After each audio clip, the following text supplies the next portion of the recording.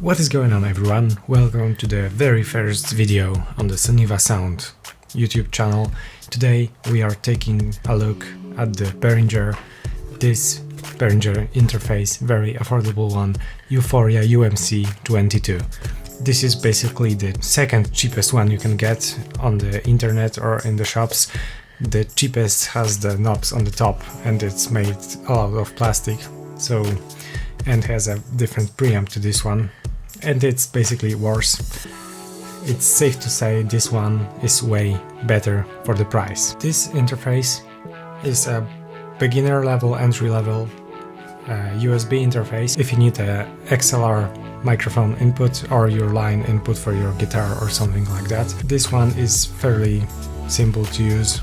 It has only 3 knobs. Looking at this interface from the front, we have 3 knobs and basically 1 button. This button is for the direct monitoring mode, which makes it possible to monitor the signal that comes directly into the interface without sending it through the DAW or whatever you're recording through. So basically no latency monitoring in this one.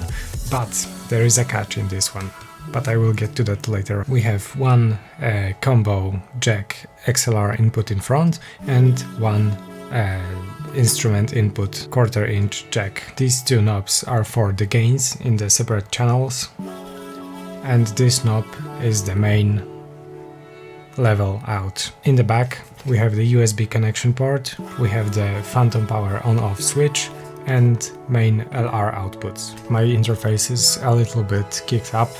I had it for like 2 or 3 years already, and I use it quite heavily because as a touring engineer I use it on stage to measure sound or to record something onto it to my laptop, or here at home as my interface to use with TeamSpeak or any other form of speaking through the computer, basically, because I use this microphone above me, Audio-Technica 2020, and for the last 2 or 3 years I used it in combination with this Behringer interface. So now to the downsides. This line input is not as good as this XLR combo jack, but it still will do for the guitars or something like that. I have to point this out. This direct monitoring doesn't have any balance.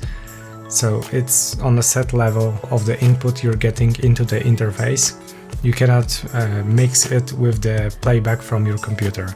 So it's really tough to use because you have to set the volume on the interface really high, basically to the noise level. You can hear the noise then, but you will be able to hear your input here, and you will have to make your computer very quiet to make it properly balanced so you can hear yourself and the playback from the computer. This output knob controls the volume for the headphones with the jack output here and the volume for the main outputs in the back. So it's also a little bit distracting if you have different levels on your speakers and headphones. You have to adjust this knob to have the same volume on your monitors and in your headphones. But then you can purchase something like Focusrite or other Behringer interfaces with more inputs, outputs. With the monitoring you can use with the separate knob that sets the mix of the playback from the computer and the inputs in the card physically.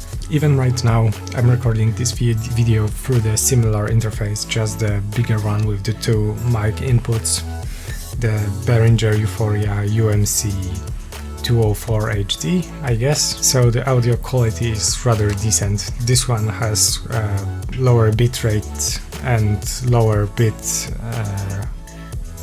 This one does 48 kHz tops, no more than that. The other one does 192K. I don't know whether it makes a difference. I'm recording this in 48K anyway. One more important thing: if you want to use this as your input device in any system, basically in any OS, make sure that you are using this in 1-channel mode, because if you use it as a 2-channel mode interface, your microphone will be in the left channel and your line input will be in the right channel. So basically you will be hearing yourself only in your left ear. That is rather disturbing, so make sure to put it into one channel mode, mono channel, and it will work great for you. So this one, would I recommend it for someone who just needs an interface to plug their mic in? You want to start a podcast, you're a streamer, you're a YouTuber or whatever, or you just want a good sounding mic on your Zoom meetings or Teams meetings.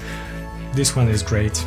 You just buy a semi-decent microphone to it and it will sound way better than the built-in microphone in your laptop. Basically, for a beginner, this is all you need for 40 bucks. So if you don't need to adjust your monitoring level, you do not need more microphone inputs. This is all you need for your beginning on YouTube, Twitch, or whatever you are planning to do with an external XLR microphone. This will be everything about this interface. Now, I hope I helped you with the decision whether or not to pick this interface.